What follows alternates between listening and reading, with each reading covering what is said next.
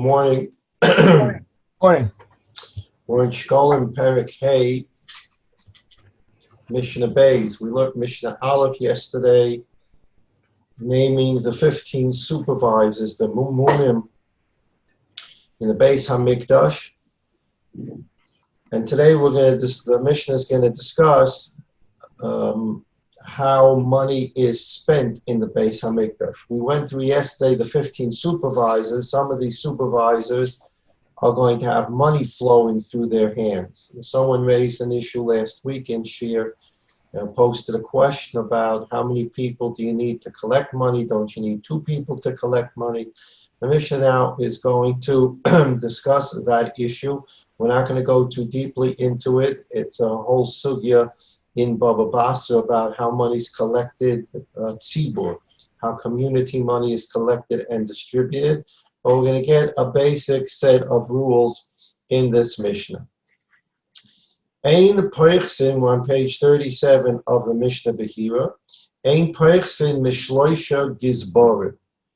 There's going to be a whole level of, we can't call them supervisors because we call the 15 people in Mishnah Aleph supervisors. This is sort of the managerial aspect of the Beis HaMikdash, the managers. And there are 15 people who supervise different things going on in the Beis HaMikdash. We'll call them managers. And there's a hierarchy of the management. There are 3 gizborim. We call them usually treasurers. There are 3 people who are designated as the treasurers of Hegdish. And you can't have less than 3. That's the minimal number of treasurers. Umishiva Amar Kalim. Above them, there are 7 people who have the designation, the title in this hierarchy of management called Amar Kalim. And Amar Kalim, we're told, it's a contraction of Omar Kol. Omar, they say, Kol, everything. Whatever they say goes. These 7 people are above the hierarchy of the 3 Gizborim. They are the 7 Amar Kolim. And there's a lot of discussion here in the Yerushalmi Maseches Shekalim, what the job of these Amar Kolim are. According to one pshat, they actually had the keys to the Azorah, and they were in charge of the doors, the openings, which contradicts what we learned in Midos and Tamid, that the Ziknei Beis Av had the keys. So it comes from a pasuk. The source for all these is a pasuk. If you want to take a look on page 37, on the left side of the page, the Iker Tosas Yantif, 3rd line, V'chulu Yalav Yushalmi Mehakra. All these positions are learned out in the Yerushalmi from a pasuk, that this is how it was set up, certainly in the second Beis HaMikdash. At any rate, these Amar Kalim were above the Gizborim. So to speak, the Gizborim are the hands-on money people. They're going to be in charge of taking in money, paying workers who work in the Beis HaMikdash, paying for all kinds of things. And these are Makalim of the first level, so to speak, of the management above them. In the Yerushalmi, if you take a look at the Rav on the right side of your page, 1, 2, 3, 4 lines on the bottom of the Rav, it says that there was another position above the 7 Amar Kalim, and the way it's printed here is a very strange way. Vehem Shnei Katulikin. Now, in Hebrew, Katulikin means Catholics. And Chas v'sholom, we're not talking about Catholics here. There's another way to spell this, and that's Vehem Shnei Kalutikin. At any rate, the managerial hierarchy continued. 3 Gizborim, above that 7 Amar Kalim, above that 2 Kalutikin, who were higher up. This is sort of a system of checks and balances. And according to the Rambam, above that was the Sagan Kohen Gadol, the assistant Kohen Gadol, and above that was the Kohen Gadol himself. So we have 5 levels: Kohen Gadol, Sagan Kohen Gadol, Kalutikin, Amar Kolim, and Gizbar. Why do you need 3 levels? The Rambam describes that in Hilchos Klei HaMikdash. They had different seals, and they were able to seal different things that were very, very precious. They were very valuable in Hegdish, and no one can sell it unless each of them sealed. Like you need 5 on certain checking accounts. You need 2 signatures. There are certain things. It's mashma from the Yerushalmi and the Rambam. There were certain things in the Beis Hamikdash before you can spend them. They were so precious and valuable. You needed to have 5 signatures on it: Kohen Gadol, Sgan Kohen Gadol, Kalutikin, Amar Kalim, Gizbar. Some say the Melech. So there's a whole system in place of how to spend money that is public money. Now we get to this issue of 2 people. You cannot appoint people that will be you cannot have less than 2 people who will be responsible for the collection of money from the tzibur. You need at least 2 people. And you're going to have 3 people that will spend the money. And that's why the Gizborim were 3. There were 3 Gizborim who will be spending the money, but collecting money, Ligvos Mama, is no less than 2. Chutz, there was 2 exceptions. There were 2 exceptions to this rule about you need multiple people to spend money. And these 2 people were named yesterday in Mishnah Aleph. First of all, Ben Achiash al Chole Me'ayin. We learned about Ben Achia yesterday. He was the person in charge of taking care of the Kohanim's stomach issues that arose in the Beis HaMikdash. We discussed that yesterday. They ate a lot of meat, they drank a lot of water, they were walking barefoot on the floor, their bodies were cold, and they came up and they had stomach issues. And Ben Achia was in charge of buying medicines and prescribing medicines, so he was dealing with money. He was allowed to spend money on his own. Elazar, who we learned in the Mishnah yesterday, was in charge of buying new curtains for the different areas in the Beis HaMikdash or fixing them. He too was able to spend money on his own. Why were these 2 people exceptions? She'osam kiblu rov hatzibur aleim, because most of Klal Yisrael accepted these 2 people as being absolutely beyond question, and they accepted the fact that these 2 people can spend money on their own and didn't have to have a second person with them. If you take a look on page 37 at the bottom, 4 lines on the bottom, the Ikar Mefarshim brings down a question from the Tosfos Yontif. If you go through yesterday's Mishnah, there were a lot of people that were spending money, and it sounds like they were able to spend money on their own. And yet, this Mishnah today says that there are only 2 exceptions to yesterday's Mishnah: Ben Achia, the stomach doctor, and Elazar for the parochos, the curtains. They were able to spend money on their own. Everybody else needed somebody with them. If you read yesterday's Mishnah, it sounds like these were people that were supervisors, and they were designated to do the following things. So, for example, the Ikar Tosfos Yontif, the Tiferes Yisrael asks, as brought down at the bottom of page 37,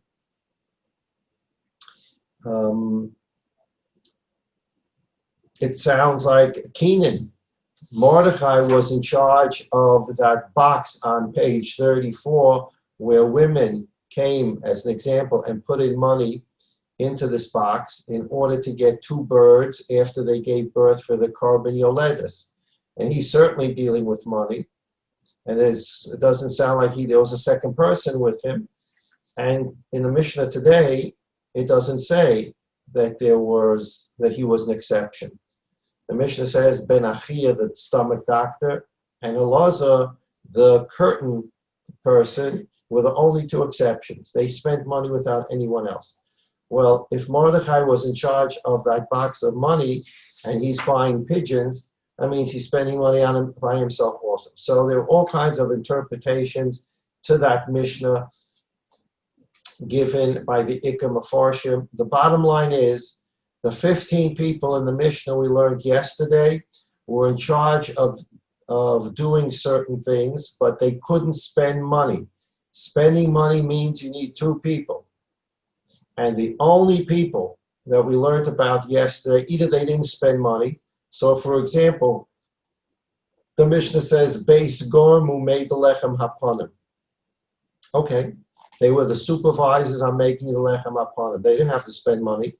Two people went out and bought flour, and they brought Beis Gormu the flour. Beis Gormu didn't have to spend money, so they're not an issue. Beis Avtinas on the Ketores.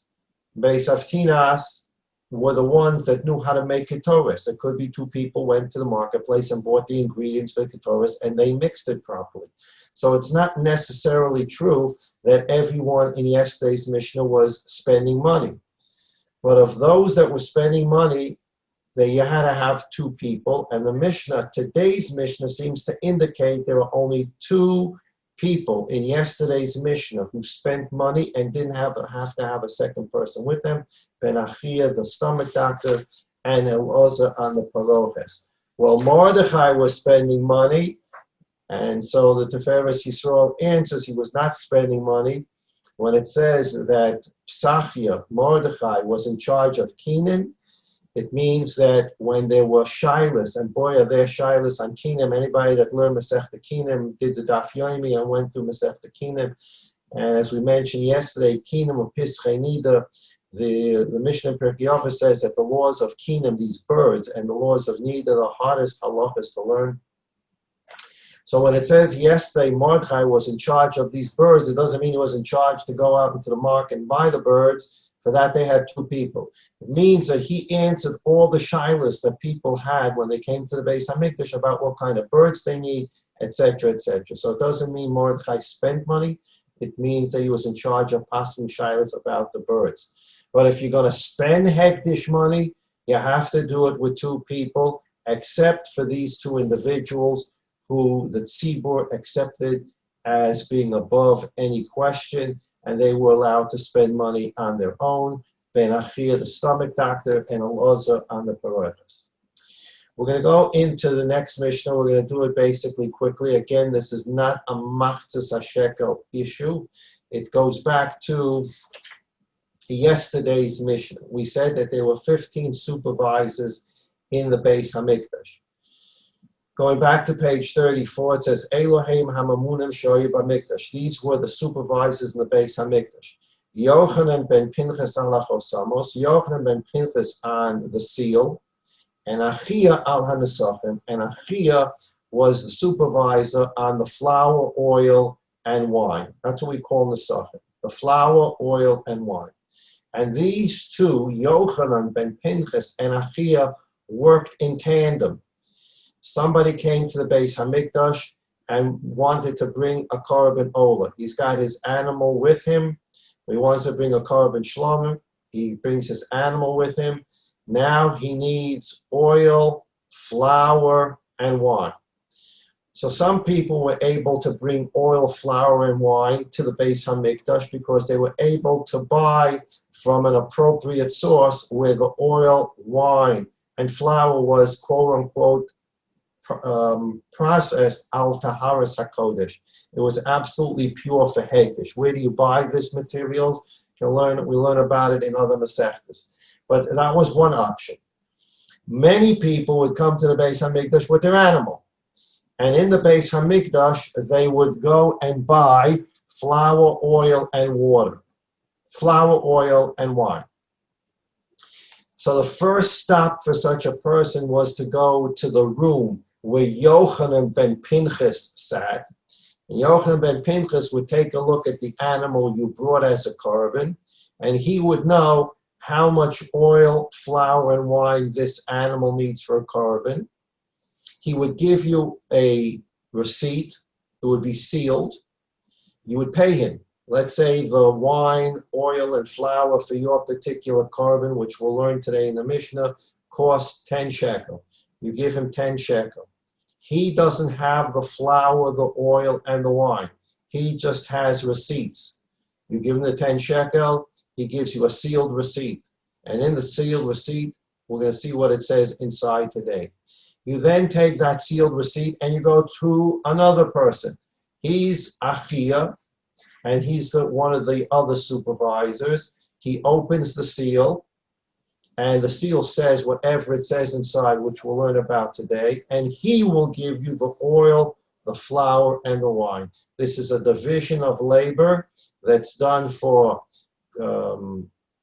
checks and balances purposes. One person's getting money, giving receipts. The other person gets receipts and is giving out flour, oil, and wine. And this way, there's a check and balance between the money and the inventory.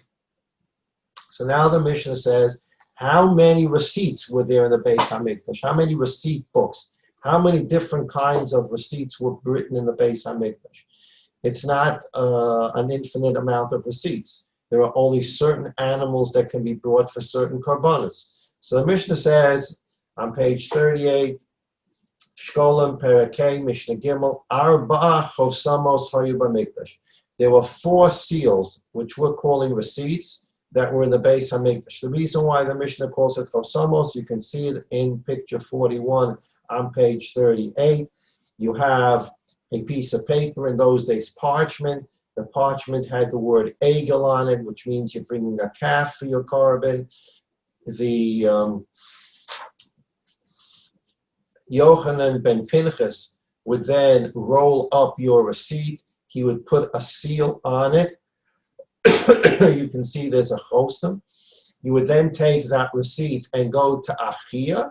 Achia would break open the seal. He would see that it says egel inside, and he would give you enough oil, flour, and wine for an egel. So the Mishnah says, there were 4 of these sealed receipts. Because of Aleim, there are only 4 different receipts. One type of receipt says egel. And what does an egel mean? An egel means a calf. It means calf, comes from cow, comes from bull.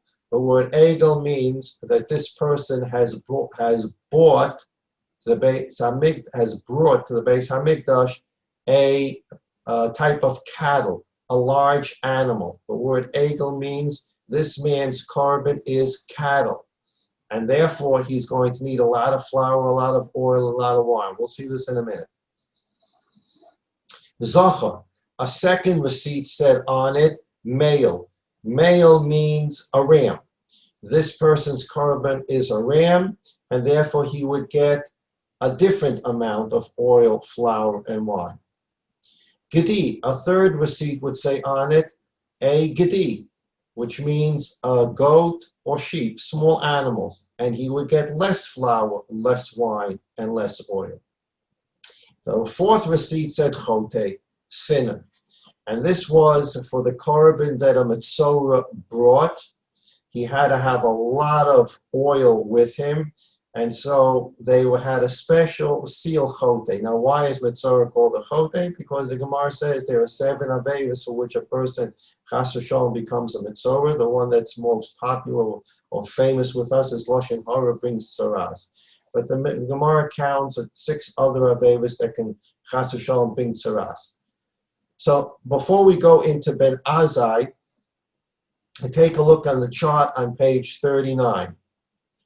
There are 4, we're not going into Ben Azai, there are 4 types of seals, 4 types of receipts. First seal, egel, nische bokar. This is when you're going to bring cattle as a carbon. There are certain carbonas you can bring from cattle, and if you're bringing that carbon from cattle, how much flour do you need? Shlosh esronim, 3 esronim, a certain measure. How much wine do you need? Shemen lemincha, chatzi hahin, a half a hin. How much wine do you need? Yain l'sachon chatzi hahin. So that's how much flour, oil, and wine you need for cattle. Next line, zachar. Nische ayil, you're bringing a ram as a carbon, less. Shnei esronim, 2 esronim of flour. Shlish hahin, only a third of a hin of oil, and shlish hahin, a third of a hin for wine. All this comes out of psukim in Pasha Shalach. The Torah says if you bring this kind of animal, this is the amount of flour, wine, and oil. This kind of animal, this is the amount of flour, wine, and oil. These are psukim in Pasha Shalach. Next line, gdi, a small animal, a goat or sheep. Nische keves. Isarin echad, even less flour. Reva hahin, a quarter of a hin of oil, even less. Yayin l'sachem reva hin. So a larger animal is going to get more oil, flour, and wine. Smaller animals are going to get less, but these are exact measurements. Every type of cattle is going to be line 1. Every ram is going to be line 2. Small animals, goats, sheep, going to be line 3. Line 4, a chote, a sinner. Mitzora Oshir. He's a mitzora, and the word Oshir, we'll see what it means in a minute. He's he became mitzora, and he's a wealthy person. So he's going to need a lot of material. Shlosha esronim l'shlosha kibosim. A mitzora has to bring 3 sheep. For each sheep, he's going to need 1 isoro. If you take a look at the line above, a gedi, a small animal, a keves, just needs 1 isoro. The mitzora is going to bring 3 sheep. So he's going to need 3 esronim. So that's how much flour he's going to need. Next column, how much oil? A lot. Asara lugin, that's a lot of oil. He has to bring 10 lugin of oil. Why? 9 lekavosim. He's going to need 9 lugin of oil for his kavosim. And 1 lamatan tenucha bahonos. You remember that a mitzora has that special avoda. He has to have oil put on, the Kohen has to put oil on the day he becomes Torah. He puts oil on his earlobes, his thumbs, his large toes. So you need another lug of oil to do that. So he needs 10 lugin of oil. How much wine does he need? Shlosha rive hahin, or 3 kavosim. He needs 3/4 of a hin. So that's the chart. This comes out of psukim. So if somebody came in to room 1, Yochanan ben Pinchas, and said, I'm bringing today a bull as a carbon, and I need oil, flour, and water, what does he do?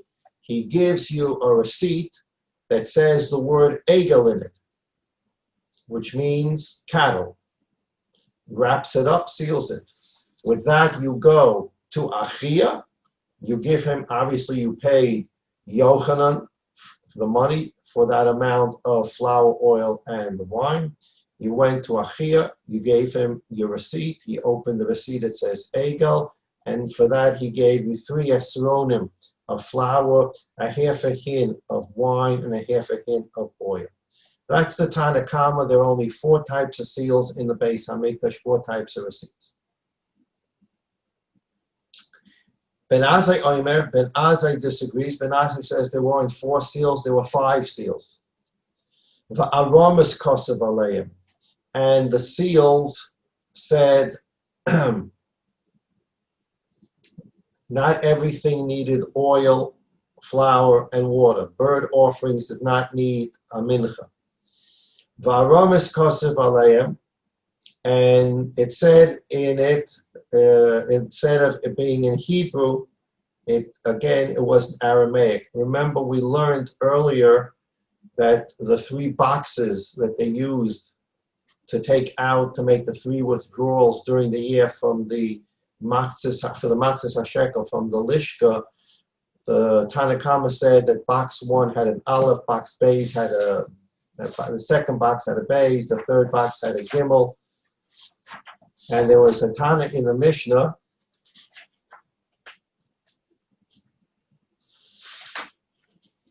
On page 18, Rabbi Shmuel said that they wrote on the boxes Alpha, Beta, Gamma with using Greek letters.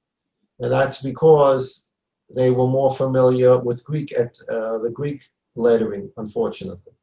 Ben Azai says that in this case, the 5 seals were done in Aramaic because that's the language that most people understood. Again, unfortunately, that's one of the products of Golus, that we learn how to speak a foreign language rather than speaking and talking our natural mother tongue, Lashon Kodesh.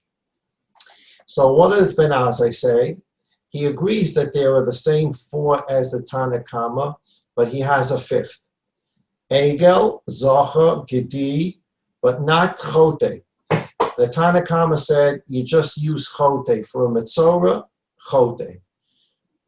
But there are 2 kinds of Metzoras, Ben Azai says. There's a Metzora who's wealthy, and he can afford to bring 3 animals. And there's a Metzora Dal, a poor Metzora, and the Torah says he only has to bring 1 animal.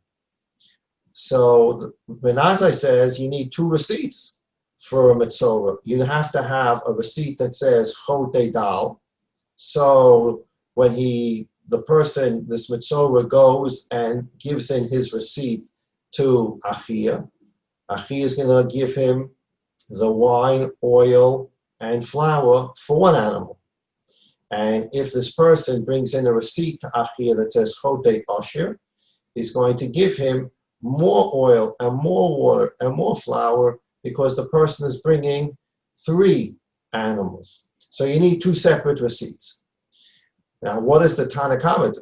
The Tanna Kama says there's 4 receipts. Now you have a Metzora walks in to Yochanan ben Pinchas and says, unfortunately, I'm a Metzora, but today is the day I'm bringing my karbanos to become pure again. And I need to buy flour, oil, and water. According to flour, oil, and wine, Tanna Kama holds there's only 1 receipt. It says Chote. How does Achia know how much to give him? Should he give him the amount that's necessary for a poor Metzora or the amount necessary for a wealthy Metzora? So the Tanna Kama says not a problem. You just give him a seal that says Chote. If he's wealthy, Achia is going to give him the amount of flour, oil, or actually the differences in the flour and the wine. He's going to give him the flour, oil, wine to keep it simple for a wealthy person. That's if he comes with the receipt that says Chote. But if he's a poor Metzora and he appeared before Yochanan and said, I only have 1 animal because I can't afford more, so Yochanan is going to give him seal number 3. Take a look at chart page 39. Above the word Chote, it says Gedi. Nische keves. For 1 sheep. What is this Metzora? What is this poor Metzora coming with? 1 sheep. So if he's only coming with 1 sheep, Yochanan can give him a receipt that says Gedi in it. And when this Metzora goes to Achia to cash in, so Achia sees the word Gedi, what's he going to give him? Enough for 1 animal. And that's how much he should get. If he's a wealthy Metzora, he's going to get, according to the Tanna Kama, a seal that says Chote. And he's going to then redeem it at Achia for the much greater amount of flour, oil, and wine because he has 3 animals. So the Tanna Kama says we only need 4 seals, Egel, Zocha, Gedi, Chote. And Chote means a wealthy Metzora. If he's a poor Metzora and he only has 1 animal, just give him a seal that says Gedi and he'll get what he needs for 1 animal. The Nazai says no. The Nazai says we want to make sure that these people have separate chosamos, and therefore there's a 5th chosom that says Egel, Zocha, Gedi, Chote Dal, Chote Osh. Okay, now the Mishnah breaks it down to make it easy. Egel, when you get the seal, what does the word Egel mean? Mishamish in niske voka gedolim ugetanim zachorim unakebes. Egel means that you need the flour. Niske means flour, oil, and wine. The word egel means that you need flour, oil, and wine for cattle. Big cattle, small cattle, male cattle, female cattle. The word egel means this person has brought cattle as a korban to the Beis Hamikdash. It's a big cattle, it's a small cattle, it's a male cattle, it's a female cattle. Doesn't make a difference. It's cattle. He gets a receipt. He has to pay for it. And cattle, you end up having to pay more because you're going to get more wine, oil, and flour. And therefore, you get the seal egel because you are bringing a korban of cattle. Gedi. What the second seal? It says Gedi. What is that used for? Meshamish im nishke tzon gedolim uketanim zacharim unakeves. We're dealing now with animals that are not cattle. They're smaller animals, and we call them tzon. Doesn't make a difference if it's big or it's small, male or female. Chutz mishel elam. Rams are not included in this. We know that the ram is the third seal. Zachar, in Lashon Chazal, Zachar, male, means a ram. And this comes up a lot in Maseches Rosh Hashanah with a ram's horn. A ram's horn is called a dichra. It's a male. It's also called a yovel horn. And a yovel is a dichra. This comes up in Maseches Rosh Hashanah. But in the Lashon Chazal, elim, ram, is also synonymous with an animal zachar. So the word zachar is the third seal. Meshamish im niske elam bovad.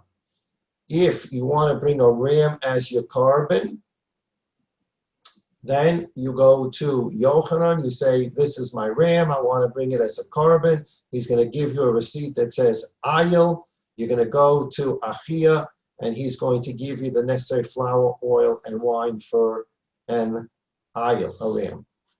Chote, a mitzorah, that's the seal of a mitzorah. Meshamish im niske sholish behema shel mitzorah.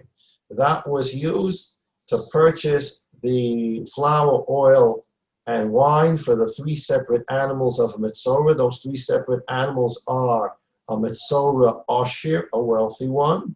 And the Tanna Kama holds there's only one seal for a mitzorah. If he's wealthy, he'll get a seal mitzorah, 3 animals. If he's poor, he'll get a seal that says inside Gedi, and he'll only get that amount for 1 animal. Ben Azai says, no, I want 2 separate seals, Mitzorah Ashir, Mitzorah Dal, and the halacha is like the Tanna Kama, there are only 4 seals.